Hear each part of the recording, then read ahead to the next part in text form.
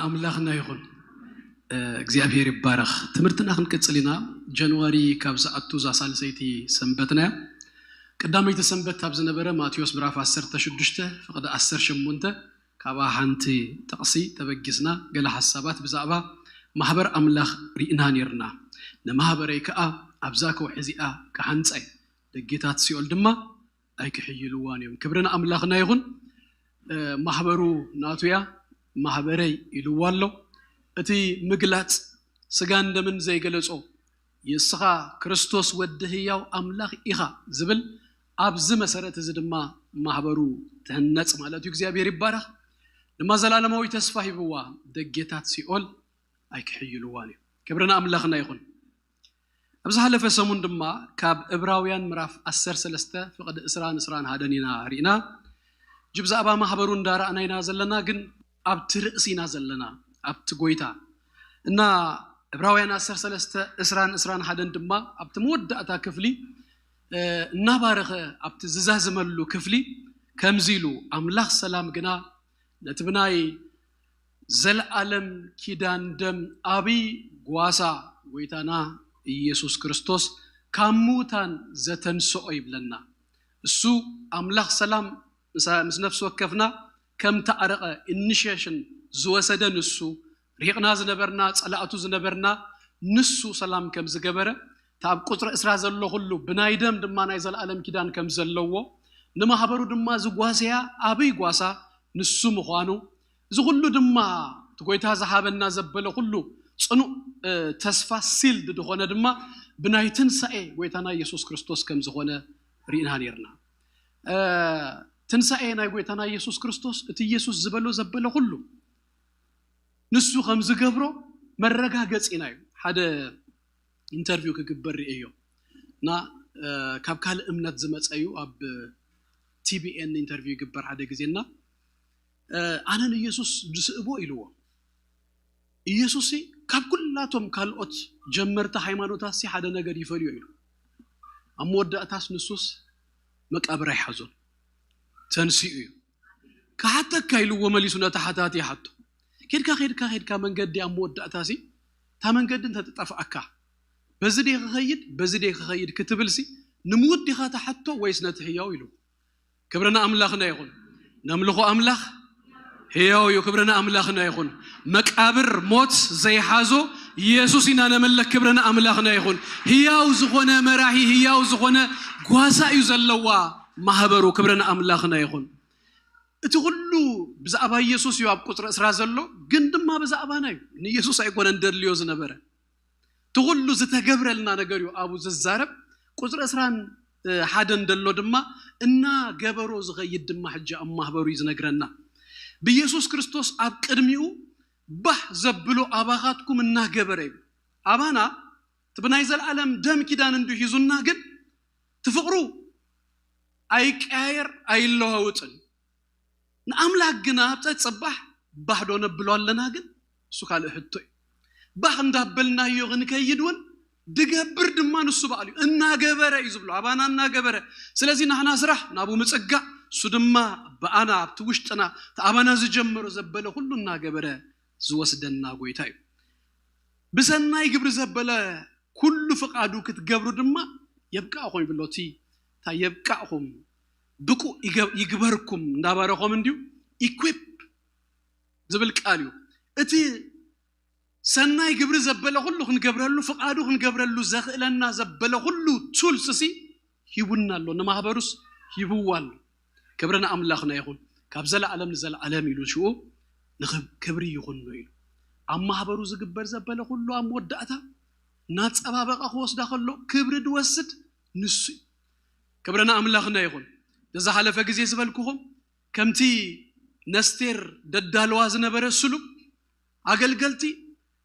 ነቲ ንጉስ ኢና ነዳልዋ ንቤተ ክርስቲያንሲ ናቱያ ክብርና አምላኽና ይኹን ክብር ሁሉ ድማ ንሱ ይዝወስድ በአር በሐንተ ጥቅስ ጀሚርና ዘሐለፈ ድማ ክልተ ጥቅስ ዝሪና ኖብና በሰለስተ ጥቅስ አይኮን እንደወስደኩም ሰለስተ ምዕራፋት ኢና ነርኢ ከመይርና ክንወዶ ኢና ተልኩም ሰመሪው ናይቲ ምዕራፋት ጀኹም ህጁን አብ ትርእሲ አብ ኢየሱስ ኢና ክንጸንህ ብዙ ጊዜ ደንበብናዮ ኣብ ባይብል ስተዲውን ኣብ ዝሓለፈ ግዜ ኣብ ቤተ ክርስቲያን ዘጽናዕናዮ ሰለስተ ምዕራፋት ምስ ማህበሩን ምስ ኢየሱስን ዘለዎ ዝምድና ጌርና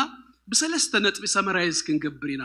ሓደ 45 ደቂቃ ዝኸውን ኣለኒ ክንዱውን ከይወስድ ኸለ 40 minutes ግን ዘን ሰለስተ ቻፕተራት ክንጾምቀን ኢና ማለት እዩ ራእይ ዮሐንስ ምዕራፍ 1 ምዕራፍ 2 ምዕራፍ 3 ዘሎ ኣብ ራእይ ዮሐንስ ከም ትፈልጥዎ ራእይ ካብ ሓድሽ ኪዳን ፍልይ ዝበለት መጽሓፍ እያ ራእዩ ትንቢት እዩ ራእዩ ሪኡ እዚ ራእይ እዚ ሽሙ ራእይ ዮሐንስ ተባሂሉ ተመጽሓፍ እንበር ራእይ ጎይታና ኢየሱስ ክርስቶስ ክባሃሉን ይግብኦ እዩ ምክንያቱ ትዝራእዩ ራእይ ዮሐንስ ናይ ኢየሱስ ክርስቶስ ራእዩ ተገልጸ ሪቪልድ ደሆነ ኢየሱስ እዩ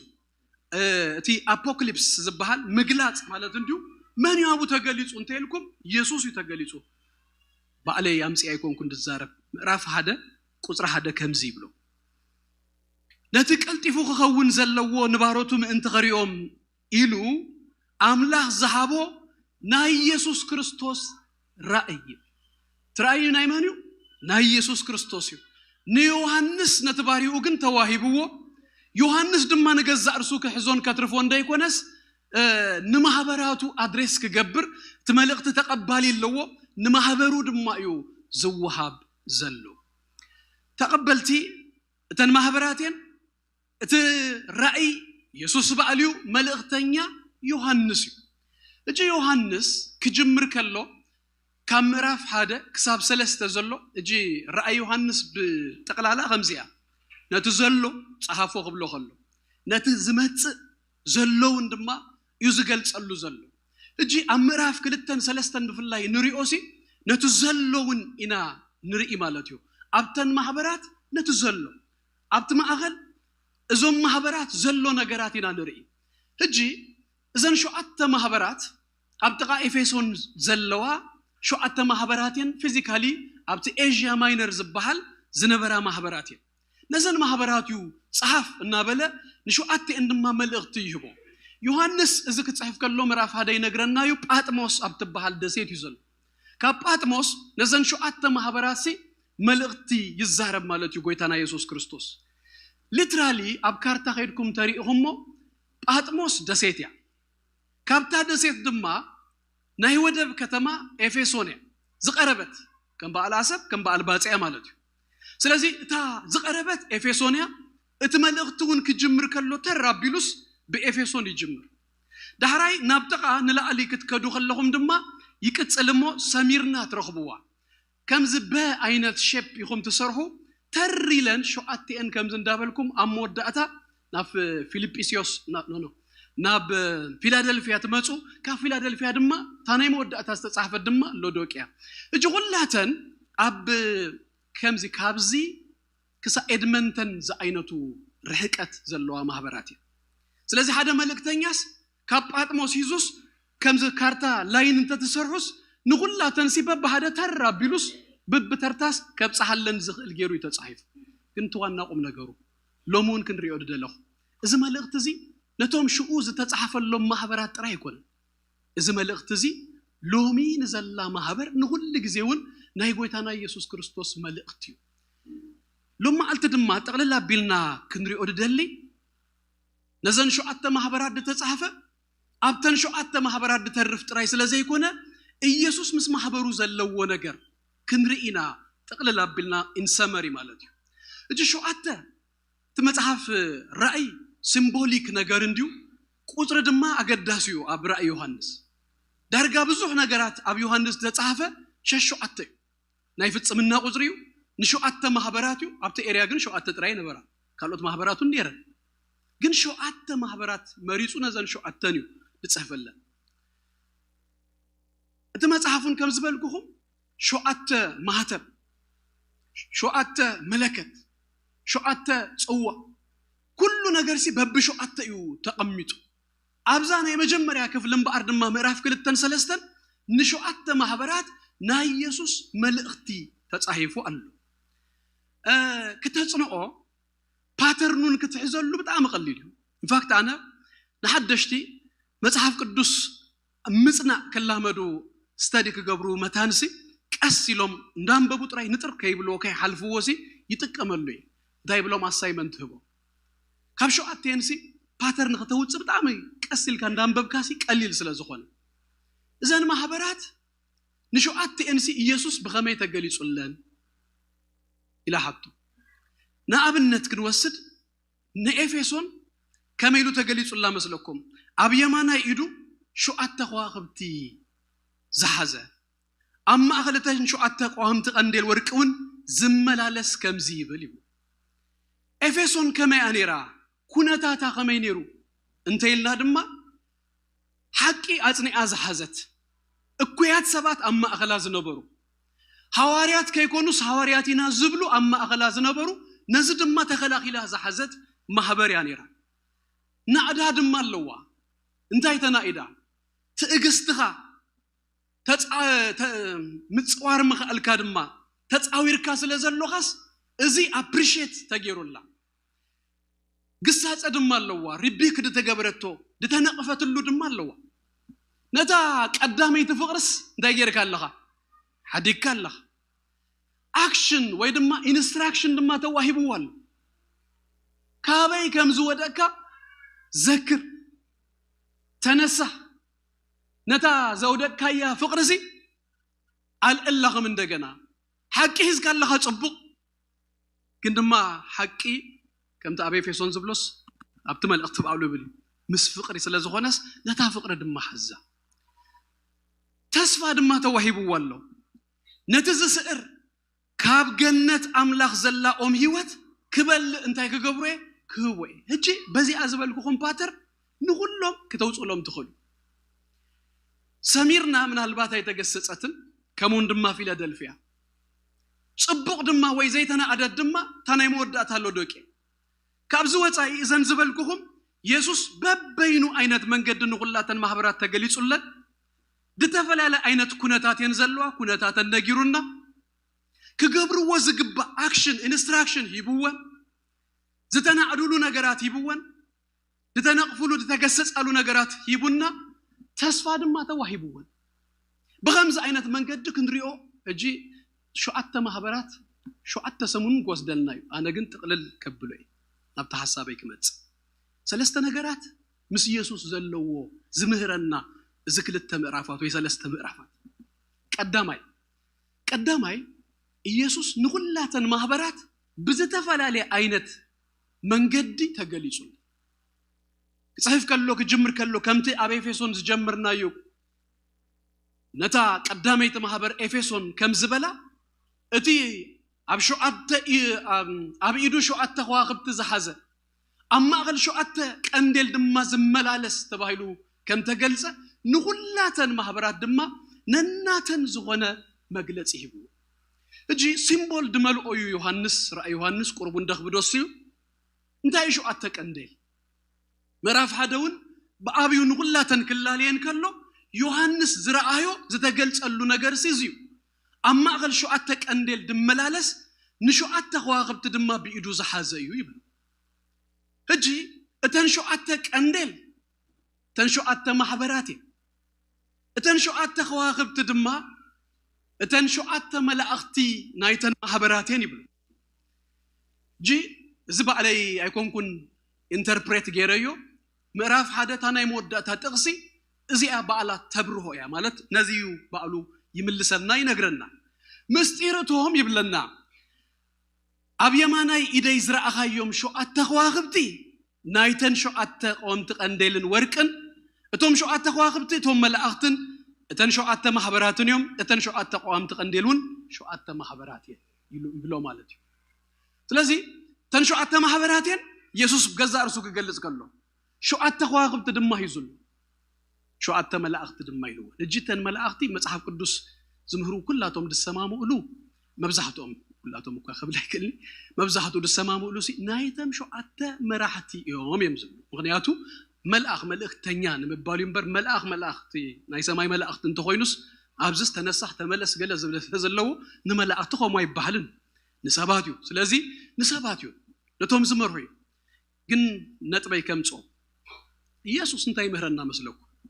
እዚ መራሂ ናይ ማህበሩ ርእስ ናይ ማህበሩ حلقة رئس زغنا قويتنا يسوع كريستوس كابره نمحبرو دكتاتل حلافي يقول أما أغلتن شو عتت أندل سي زملالس أما أغلن زلو بما أغلن زحلف زملالس بيدو دمه يزون protect دقبرن دقوات أتأرن دريئنيو سلازي إذا قويتنا يسوع كريستوس جزء رسوك جلس كلوسي أما أغل محبرو زلو نغلا تندم زحزة بيدو كوينا دلنا توكيتنا يديكونا كبرنا أملاخنا يكون زفلت أنايو زحزنايو سلازي قويتنا يسوع كريستوس نجزء رسوسي بمجلات يوز جمرة لوجي بيت كريستيان عوتا أبي زلو تيلكمني إنها تعودت تغيد يسوع بزفلت أتولك يسوع بزترد أتو متن قويتنا يسوع كريستوس بزترد أنا يومتن بزفلتنا يومتن إننا تعودنا دم مدرن خيد قويتنا يسوع كريستوس أمراف حدثي يوم مسكر كموت تنسأ مرهوموتن سيقولن أبيدو زلو زحازة النابلة ينقرنا هجي زغلو سلطان كنقر كله سقيلو ني يسوع بقى زبحالسي سقيلو نغنفل تطرح يكونن انتهي مالتيو مراحينا غوازانا اتي دوفرنا وصو زبلنا كيدو زبلنا سي ناي مودعتا بعل سلطان مقانوس كنردا بز سلطان زدما كنكيد متانيو ماتيوس سران شمونتن تناي مودعتا ناي ماتيوس وانجيل مئراف سران شمونتن قصر أسرت شمونته كمزي زبل يسوس قريبو كمزي لومي اب سماين ام مدرنسي كل سلطان تايغبرني تواهيبن له حجي يبقوا مالله يكون اندبل سلطان كل سلطان تواهيبن له هذا غزي اب كامب كيرنا ديسكشن دا غبرنا خلنا ሁላትና ሲ አንተ ሀፍት ጽም ጣጣትን ንምንታይና ከምዝና አናሉ ገብሮዝ ስልጣን ዝብል ዘሎስ ተዋሂቡን እዩ ና ኢየሱስ ዶ አይኮነን ይላት ተከለቱ ግን ቀጽሉ ዘሎን ታይብል ቁጥር 10 ተሽአተ ንስራን ሹ እዚ ስልጣን ኣብ ምድር ሆነ ኣብ ሰማይ ተዋሂቡን እዩ መስበለ ኪዱ በስም አብ ወልድ መንፈስ ቅዱስና አጠመኩም ደቀ መዛሙርተይ ዝማርኩኩም ኩሉ ደማና ማርኩም ሲ ደቀ መዛሙርተይ ግበሩ ይብል እጂ ቤተ ክርስቲያን ትኸይድ በምንታይ ስልጣን መንዩ ፓስ ናትናሲ ማህለፍ ናትናስ እንታይ ስልጣንና ይጎይታና ኢየሱስ ክርስቶስ ክብርና አምላክና ይሁን እጂ አብ አሜሪካ ዘሎ ጀነራል ናልባት ዘሃይስ ጀነራል በልዎ ወይ ገለ አብዝ ቀረባ ሐጂ ቬንዙዌላ ወግ ጊሮምሽ ነቲ ፕሬዝዳንት ይዞም ገለ መለገለ እጂት አብ ቬንዙዌላ በተኸባቢ ዝነበረ ጀነራል ሲ ብድድ ይሉስ ከይዱን አይ ቬንዙዌላ መራሂ አይሐዘ ብድድ ይሉስ አይሐረማ ትእዛሲ ካብ ዋሽንግተን ዲሲ መጽያቱሉ ያ ኪድ አትቀደብል ናአይን አኻትኩም እንደማ እቲ ኣብ ምድርን ኣብ ሰማይን ስልጣን ኩሉ አሎኒ ክብል ከሎስ እዚ ኣብ ሰማይ ኮነ ኣብ ምድር ስልጣን ዘለዎ ማንንም ከአግቶ ደይከል ጎይታ ድማ ኪሉ ክብለና ከሎስ በዚ ስልጣን እዚና ንገብር ክብርና አምላክና ይሁን ስለዚህ ቤተ ክርስቲያን ነዚ ስልጣን እዚ ክትፈልጥ መታንሲ ምዕራፍ ሐደስ ጎይታና ኢየሱስ ክርስቶስ እዚ ገዛ እርሱ ይገልጸላ ንኢች ማህበራት ድማ ብዝተፈላለየ ቃላት ብዝተፈላለየ መንገድ እጅ ግዜ ይብልና ናብ ኩሉ ክንከይድ ካብ ኤፌሶን ጀሚርኩም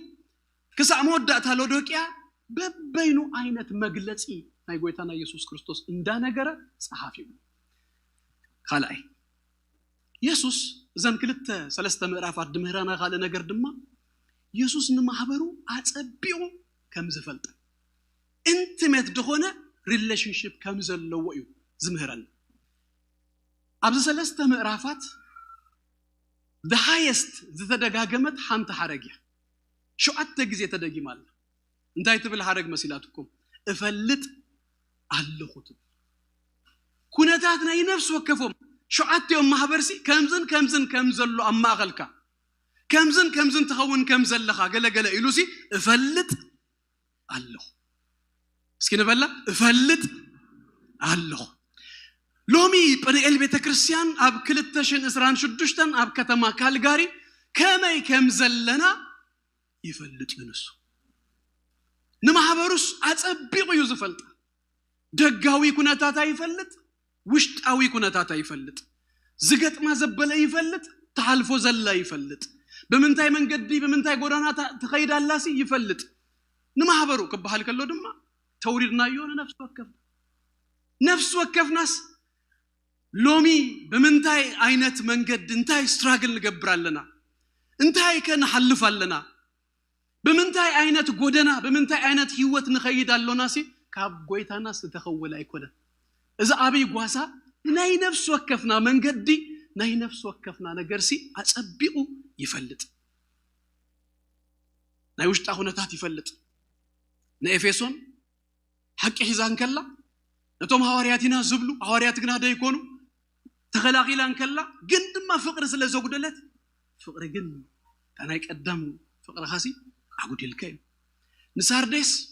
بدك تفلت كلا هياو يا تبحر هياو تباهلك تسمى له خايلو جناخ انت يلو موديخ تنايوش يفلت سبز بلو ده يكونس التريل نجرسي يسوع يفلت للو دوك يا دما هابتام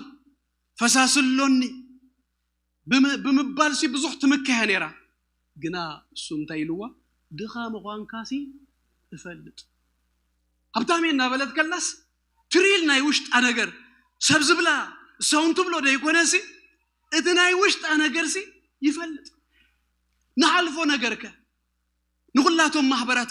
كتريو خلوهم سي زحلفو نغرات كله يفلط كابتي مصحف تصحفلو غيزه جميرو كسحجي محبر املاح ببزو عينت فتنا ان حلفت يا تخيل دغيتا سيول اي كهيلوانيم تباهيلو زلوسي دغيتا سيول سلازقاوموا سلازغدادروا نسعرت يا تغيدن بر وغ زيبلو غن هيوت هيكون اندلوا نبيته ክርስቲያን نمطفا نبيته ክርስቲያን سي فصيمو بقى دون مبالسي زي سنف بقصالي زواغا زي دكم صلا يلو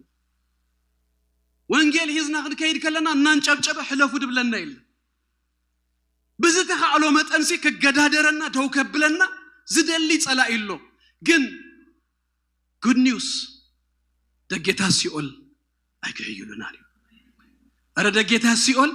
አይከይሉናል ብዙ አይነት ፈተናታስ ይመጽጅ ጥቅልል ተብልናዮ هذا ثلاثه አይነት ቻሌንጅ ለቤተ ክርስቲያን ዝገጥማ አብዘን ሹዓተ ማህበራቱን እንሪኦ ሎሙን ዘሎ በሐፈሽኡ ክንድሪ ትናይ መጀመሪያ ስደቱ persecution ቤተ ክርስቲያን ካብቲ ናይ መጀመሪያ ጊዜ ጀምሩ እስከ ሳህጂ ስደት አለው እጂ ስደት ሓደ አይነት አይኮንም አብዚ አውድ ዝዘጽኑ ሰባት 10 አይነት ስደት ከም ዘሎ ዘርዚሮም አለው አነ ሰለስተ መሪጽ በቀሊሉ ንሪኦ ቀዳማይ አይነት ስደት ነገስታት ፊዚካሊ ቤተ ክርስቲያን ሲ ዶው ከብሉ ሲፈትኑ አይተተአከብ አይተስበኽ ويتأثر حلفتيلون يقاتلوها جزء فيزيكالي سي زمت فتنه نفس وكف محبر كاب تقدامي يتجمروا كسا حجي زلو يقصلالو كسا غويتانا يسوع ክርስቶስ زمت دقصلو يسدت سدت አለው ቤተ ክርስቲያን ካላ አይነት ደማ ዝግንጥራ አይነት ስደት አይቆይ በበይኑ አይነት አብዝ ተፈራሊ አይነት ዓለምን ሀገርን ደላ ቤተ ክርስቲያን ሲ different አይነት persecution ይዝገጥም ካላ አይነት ስደት ደማሉ ናይ ካልቸር ስደት ደማሉ ሲስተማቲክ ድሆን ሲስተም በሙሉኡሲ ንቤተ ክርስቲያን ዝነጽግ ኮይኑ ይስራህ ንቃል ወንጌል ነትናይ አምላክ ነገር ዘበለ ሁሉሲ ዝነጽግ እጂ አቡ ክርስቲያኔ ክትብል ከላ አቡ ቤተ ክርስቲያን ደው ክትብል ከላስ ሪዲኩል ትግበር የላግጹልካ ይንቆኻ በዚህ ዘመን እዚህ ከመይገርካ ከምዝ ተአምን ትባል እጂ አብ ኤርትራ ዘላ ታደዩ ዘለዋ ስደት አብዝ ዘላ ድማ ኻሊዩ ስደታ ተካልቸሪው አምራብ ዓለም ዘላሲ ዘአስረከ የለን ፊዚካሊ መንጽዩስ ዝቀተለካ የለ አይት ተአከብ ድብለካ የለ ተሲስተም ግን ፐርሲኩት ይገብረካ በፍላይና አና ኸይርዳ አና ኸለሆን ድደቅና ግን አጻቢቅና ኸርዳ አሎም ይግባ تبيت تمرتو خيدوم جلسي ردي كل كم زقبروا بس تأمل زي منك بس زمان زي هذا مصحف يام بيبيو كلتا يونيفرسيتي خيدو كريستيانات يوم ناي مجمريا مالتي the very first day انت فيلوزوفي زمهر كم زيلو هجكو ابزي باملاح تامنو سبات تهلو تخونو يلو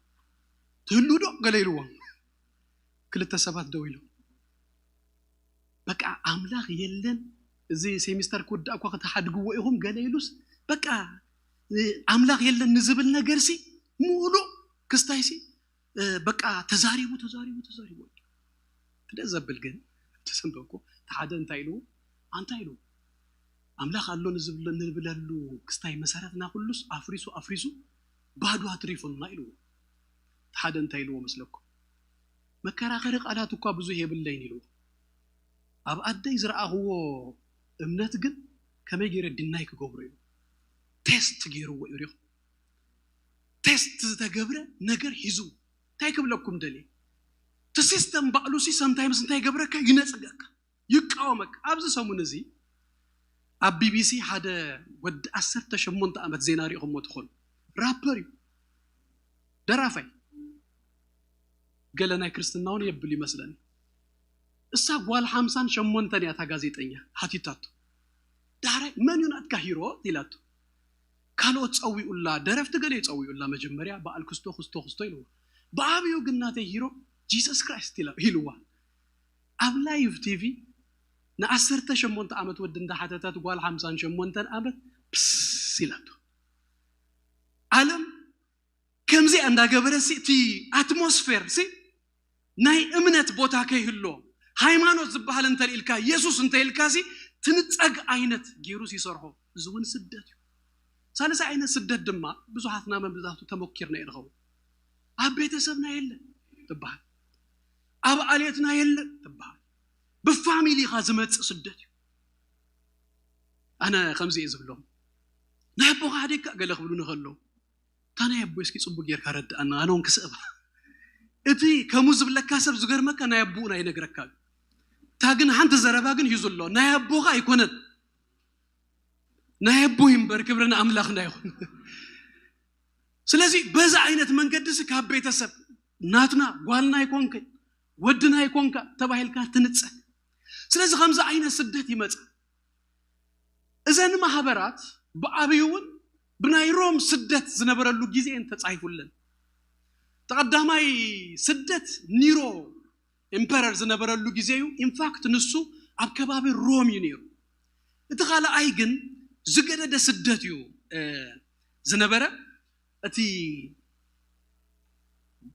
ዲሜቲየስ መስለኒ ሂዚያን የረተርሲያ እቲ ኢምፐረር ዲሜቲየስ ዝባሃሉ ድህር ኒሮ ዩ ካልአይ ስደት ዩ መጽዩ እሱ ግን አግፊዋ በመልአ ግዛት ሮም ሲ ንክርስትና ትቃወም አይነት ኮይና ማለት ነው ስለዚህ ቤተክርስቲያን አብ ኩሉ ዘመን ሲ ስደት አለው ካላ አይነት ግን ድማ ዝገዳደራ ነው ቤተክርስቲያን አለ እዚ ስደት ሪና ያለና ሰለስተ አይነቱን ግልጽነው አለና መንግስታት ፊዚካሊ ድገብሮኻ ዳህራይ ድማ ሲስተም ባሉ ዝነጽገካ ቤት ከአሌት ከድማ ዝነጽገካ አይነት ለቤተክርስቲያን እንዳተቃወሙዋ እንዳተሰደደት ነዚ ሁሉ ናስአረት ያመጽ ካላ አይነት ድማ ውግ ድማ ቤተክርስቲያን ከም ዝበልኩኹም አብዛ ዓለም እዚኣ ክትነብር ከላሲ ሁላትና ከለናሲ አብዛ ዝወደቀት ዓለም ናይ ጸልማት ገዛኢ ዘለዋ ዓለም አባይና ዘሎና ስለዚህ ሁሉ ጊዜ ሲ እንታይ ያለው ማለት እዩ እቲ አውዲ አወት ናትናዩ አምወዳታ ኢየሱስ ለዚ ሰዓረ ነናውን ክንስእይና ነበር ግን ወገድም አለ كل ጊዜ ስናተዋጋና ኢና ንኸይድ ራእይ ዮሐንስውን ጥቅልል አብልኩም እንተሪኡሁሞ እቲ ዝግበር ዘበለ ሁሉ ካብዘ ዝርአሲ ካብተ ቪዚብል ዓለምሲ ህልፍ ድበለስ ኣብቲ ዘይራ ዓለም ዘሎ ውግ እኮ ይድነግረና አማኸል ክርስቶስን ጸረ ክርስቶስን ሲ ውግ አሎ አማኸል ተገንሸለን ተአውሬን ሲ ውግ አሎ አማኸል ታ ቅድስቲ ከተማ ኢየሩሳሌም أما أقل دمات أباي أمنزرا بابلون سي وقالو أمو داتا تا أباي بابلون كتودق تا يروساليم دما كتغزي ግን እንተ ያለው وقالو ስለዚህ አብዛ ምድር እዚ አخذ ነበር ከለኻሲ وقالو ህጂ በብዛትና أنا كوا بكورسبوندانس سخاتكم جن بأكل بتمكرو ميليتاري عالم ستفتيو أم ميليتاري تتجاجيت الرموني راي كورسبوندانس كجل جزء جيجار كباي كساعة تسلطن دكلا غلولكا والتحدرات هالو كساعة تسلطن سلطين كامس ودأخا برات مسحاس كاجد دكلا خلالكا ناقها تفليو يلن قدميو صلايون تزينه بركا تجي برس لزاسكاس اوريدي صلاي لك ترداكم منتلون اغاسي كحرم زلوسي الله مغنياتو يسكالخ كايتقدم كنغركم انا دم ويتا تقبلكم يخ اتسعر ويتا مسخاتكم الله سلازي صلايزي ويزي اسمشكله يتي اغله زي صدحاني سلاماوي دبلو يلن ننفس وكاس زحسكايو مسارهيسي غغمبارو دهب دودق درهجصيو كبرنا املاخنا يقول سلازي تغيلو كقدمكاي وقالون امليت كيولخا نفس خاطر يادين كا تحلف كدهن يدليك ابزا مدرزي اسي تعويت كا خيتنبر كالوت دما مملاط كالوت دما نابيتو تمص نخالوت نا منغستو تمص عين سبكاي تخون زغدا دركا انت غيلو نرنا اخاون كابت منجدن كابت هيوت اندطف صلايسي علوك ስለዚህ ቤተ ክርስቲያን አብዝ ዘመናት ሁሉ ሲ ከይተዋግአት አይኩነትን አብዝ በጽያ ተዋጊአ እና ሰዓረት ተሳሪ ቀቀርሚያ ናወፀ ይዘሎ ክብርን አምላክና ይሁን ኢየሱስ ጎይታዩ ዝተረዶን ተሎ በጨብጨባ በእልልታ ነዙ ጎይታዚ ክብር ይሃቦ ኢየሱስ ክርስቶስ ጎይታዩ እና ሰዓርና ይና ነኸይድ እና ሰዓርና አሎ ጸላይ ግና ንረግጾ ክብርና አምላክና ይሁን ክብርና አምላክና ይሁን አብዛ አመት እዚ በኢየሱስ ክርስቶስም ጸላአቱኩም ከግዙልኩም ያም በረክቶም ድማ ክትረግጹ ይሁን ደቂታ ሲኦል ድማ በኢየሱስም ከህይሉ ኻኔም ዘሐለፈ አመታት ዳአሰረካ ዘሐለፈ አመታት ዳሐዘካ በኢየሱስ ክርስቶስም አነይን ቤል ካለሁ በኢየሱስም አብዛ አመት እዚ ግና ይዘካኒው አብዛ አመት እዚ ግና አያስረካኒው በኢየሱስ ክርስቶስም እና ሰዓርካ ክትከይድ ይኻ ቤተ ክርስቲያንም በአርሲ ጸላ ይለው እና ሰዓረት ያተኸይድ እና ሰዓረት ምዝ ሰዓረ ጎይታ እና ሰዓረት ያተኸይድ ሳልሳይ ድማ ቲ ለቤተ ክርስቲያን ዝገዳ ደራዝ ቀዳማይ ስደት ይለኩ ከላይት መንፈሳዊ ወቅ ሳልሳይ ድማ ኮምፕሮማይዝ ምግባር ዘን ማህበራት ከሙ ተፈቲነን ህጁን ንፍተኒ ኮምፕሮማይዝ እንግሊሽ ያ ትግርኛ ሲነላ ሆይኔ ዲክሽነሪን ተራሁ ሙውጋይ ድብሎ ሙውጋይ ግን አይኮነ ኮምፕሮማይዝ ምግባር ማለት ንህና ብርሃን ዓለም ክንከውን ጨው ምድር ክንከውን ተጸዋዕናሲ ዩኒክነስ ናخنጠፍ ትብርሃንነትና ትጨውነትና خنጠፍሲ ዳሃኒው እንዳበልና ተመሳሲልና ክንነብር ድግብር ማለት አመሳሲሉስ ናትና ዩኒክነስ ከጠፈ በሐቂ እጂ ብርሃን ደኸውን እኮ አብጸልማትዩ ጨው ድማኮ ይድርበተ ባይሉሎ አይጥህ እንደህር ደየመቅር ተኾይ ስለዚህ ነዛ ምድር እዚኣ መቀረት ክንኮና ብርሃን ክንኮና ነዛ ዓለም እዚ አይና ተዋሂብና ንቤተ ክርስቲያን ከመይገሩ ይገዳደራት ይልኩምኒ ኮምፕሮማይዝ ንክትገብር እጂ በብዝ ተፈላለዩ ትወገ ጎይታ ድማ ንሁላቶም ማህበራቱን ክዛረብ ከሎስ እቲ ጂኦግራፊ ከማን ይርድ አሎ ንስኻይልዎ አብቲ ሰይጣንሲ ዙፋኑ ዝገበረላ ከተማ ይኸደለኸ ከቢድ ከተማ ይኸደለኸ ማለቱ ይርዳሉ ይደሉ እጂ ጂኦግራፊ ከማን ሲ ማተር ይገብሩ ታቤር ትራዘላ ቤተ ክርስቲያን እከናሹር ኮምፕሮማይዝ ምግባር አይኮነን ፈተና እጂ ናጽነት ዘለዎ ቦታዩ ኮምፕሮማይዝ ምግባር ፈተና ናደኹ ታሚንካ ትእስር ኮንሲኩዌንስ አለው እምነትካ ተተባህልካ እንታይ ኮምፕሮማይዝ ትገብር ኮምፕሮማይዝ ትገብር ዓለሙ መሪጹል ዝጨከነ ይዛአቷ أبزقن زجكن كم لزيلا حنت أجرها أبز ترجس حنت أجرها دم بعلم ترجس نبي مسكون كزارب كله ما تغتاسي تدقى كيمو كمان نقول سبات حنت أجرها أبزي حنت أجربزي بيسوع كريستوس سميت تأكبه وين أيقوي تانقون وين نوتا أخبي ده يارو هاي تحيشن أي زهول أي وين compromise هذا سمون أيقوي تا هذا سمون دما in the same كستايسي سباسي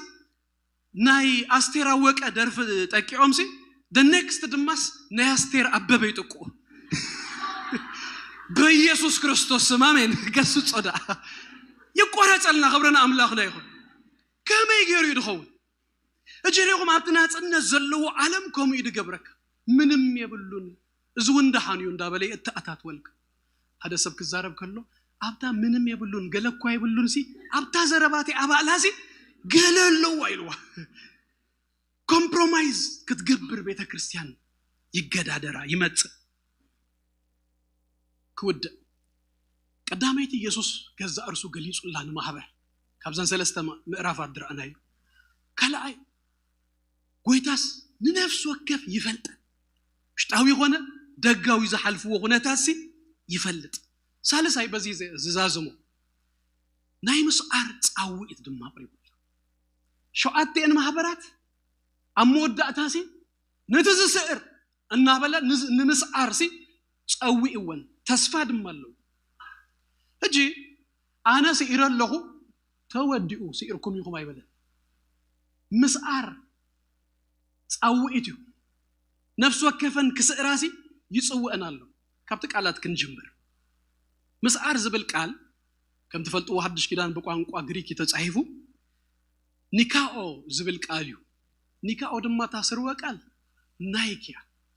نايك قبل كله قال لهم تذكروا فلوتي حقيو تنايك دبل قال فيكتوري دبل ناي غريك قاليو اذا نايك دما دسميو كابت ناي غريك طاوتات حدا سعاري فيكتوري دبال نايك دبال بويو تشم تواهبو أنا جزء أيبل كويت جزء أيبلكم كنا سئلة استقالة زقل زلوا هراي مسعر زي نكاء زبل قال بزوج ليرس ترجمي زلوا فانكلت تخنقركم تقدسنا نبذ كونتكست نازل سال زيتي أبا رينا خمسة زميلة مجمريا كونكر مقبار مالتيو سيمبل مسعر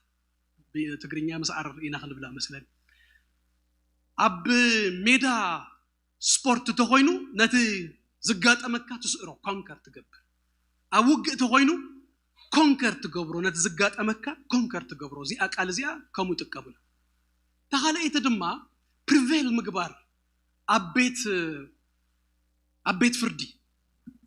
فردي قداي انتلكاس قداي كات أبقى هسكا قلس تكارا غرمو تسقر إذا قال زي أخمو يتقبل مسارتو زنكلت اللوانا قويتانا يسوس كريستوس سجنك على سيبلنا سيرولنا له نتسألائنا سكونكر أبرومي كمويلو النامش نت أملاخ سلامسي أب تحت أجرهم سي كالتفون تاي قبرو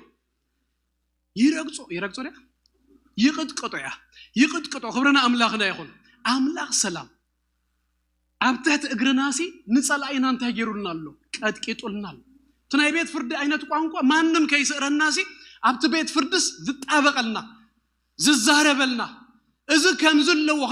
خمزلوا وانت بلا مارس زحبلنا نسوا قالوا لنا خبرنا أملاخنا يخون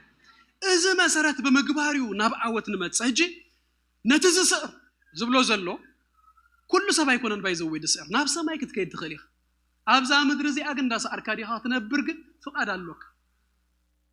بتز قرب كايو بتز تتأجّاهايو بتز وسن كايو وستانيتات مسرت سي يقل قويتا نقولس اتمس أرأي عدلون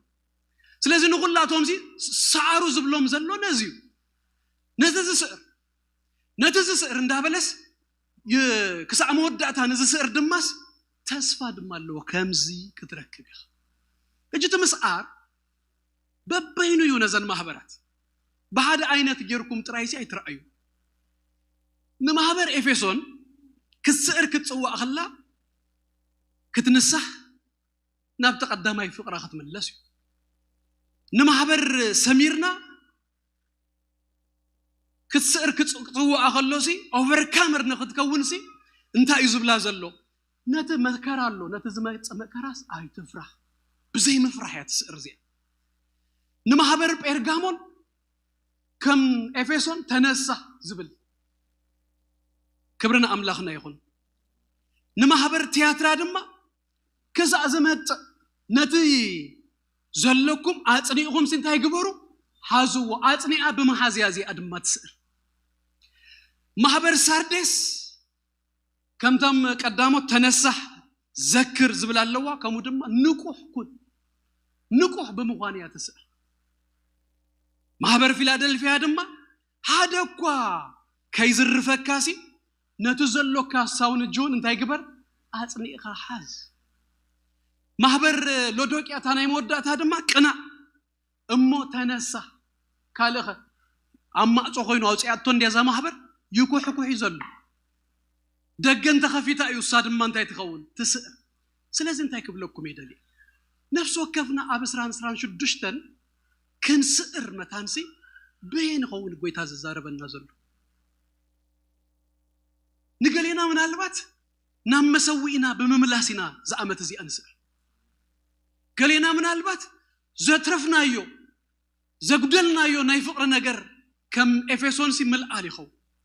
ገሌና ድማ በብዙ ከቢድ አይነት መከራ ናሐልፋለና ቻሌንጅስ ናሐልፋለና አጽኒና በመሃዚና ናሐልፍ ንእወት ንስዕር ገሌና ድማ ናይ ኢንተግሪቲ ነገር ሲቀስና በለ ተሸሽሩና ኸውን ይኽእል ደሃን ዳበልናሲ እተን እንቁታትናሲ አውዲቅና ክንከውን ንኽእልና ንሰን ከም እንደገና በመሃዚና ንስዕር እዚ መስዓር ግን በዚህ አግዛዝ መልኩም አብዚ ዘሎ ቃል ቀጻልነት ዘርኢ ቀጻልነት ዘለው በቀጻልነት እናሰዓረት ክትከይድ ማህበሪው ዝጽውዓ ዘሎ ትማሊ ኣብ አፍሪካ ተዓዊትና ነርና ክንከውን ንኽእልና ትማሊ ኣብዛ ዓዲ ዝተዓወትናሉ ዝሰዓርናሉ ነገር ኣሎ ኸውን ይኽእል ትሕቶ ግን ናይ ትማሊ ዓወት ኣብ ሎሚ ምንም አይገብረልካን ምናልባት ንእምነት ምናልባት ንአምላክ ከተመስግን ይገብረካ ኸውን ይጽቦ ካቦ ሓሊፉ ግን ሎሚ ድማ ክንስዕሮ ይዝግባል ኢየሱስ ጎይታ እዩ ኩነታትና ሁሉ ይፈልጥ እዩ ጎይታ እትን ዘበለ ሁሉ ይፈልጥ እዩ ጎይታ ሎሚ ብንፎሲ ብናይቲ ማለት አይኮነስ ታሪክና ተዛረብና ክንነብር ደይኮነስ ሎሚ ክንስዕር መታን ይጽዋዓልና በናይ መንገዲው ጎይታ ክንስዕር ዝደልየና ንነፍስ ወከፍና ዝሕደግ አነ ኣብ ህይወተይ ንጎይታ ዘለመንኩ ጎይታውን ሰሚኡኒው ይገብረለይ ኢለ ዝተኣማመኖ ነገር ትማለናይ ናተይ ትማሊ ንሎምስ ከይትበልጻይ ተረዳእትኩም ኣለዶ ትማሊ ከምዝ ነርና ትማሊ ከምዝ ነሩኒ ገለ እንዳበልኩ ክነብር ሳይደለኔ ትማሊ ዝገበረ ጎይታ ሎም ድማ ዝበለጸ ክገብረለይ ጽባሕ ድማ ናተይ ካብዛ ሎሚ ክትበልጽ ጸሎተይ ክብረና አምላኽና ይኹን ከሙ ይኹነልኩም ትማሊኹም አይብለጽ ምርቃ ያጆኹም ሎሚኹም ይብለጽ ጽባሕኩም ድማ ዝበለጸ ይኹን ክብረና አምላኽና ይኹን ባህር ነዘን ማህበራሲ ነቲ ዝስዕር እናበለ ኢቭን ተተስፋታት ዘለውን ኩነታት ድኸይድ ተስፋይ ቀሲልኩም አጽኑ ሽግረን ኩነታተን ምስቱ ዘለዎ ምስቲ ዝሃቦም ጻውኢት ኢንስትራክሽንስ ዝኸይድ ተስፋታት እዩ ኣብዛ ዓመት እዚኣ በታ ዘጸውዓካ በታ ዘዛረበካ በታ ዝብለካ አምወዳእታ አባኽት በጽሕ ከለኻ ድማ ሪዋርድ አለው ቻሌንጅ ገብረኩም እዚኣ ክዛዝ ሎም ዓመት ጎይታስ ብምንታይ ድጽዋዓኩም ዘሎ ናበዩ ክትእወቱ ክትስዕሩ ዝጽዋዓኩም ዝዛረበኩም ዘሎ ተን ዘለኩም ጽቡቕ አጽኒኢኹም ሓዙ እተን ክንስዕረለን ዝግባ አቡ ድማ ንስዓል አነናተይ ይፈልጣይ ኣብዛ ዓመት እዚ አበይ ክእወት ከም ዝግባአኒ አበይ ክጽዕር ከም ዝግባአንስ ፈልጣይ ነፍስ ወከፍናሲ ከሙ ፎከስ ተኽንከው ክንስዕር መታ ክንእወት መታ ክብርና አምላኽና ይሁን ተስፋ ዘሐበና ንሱ እሞን ክብርና አምላኽና ይሁን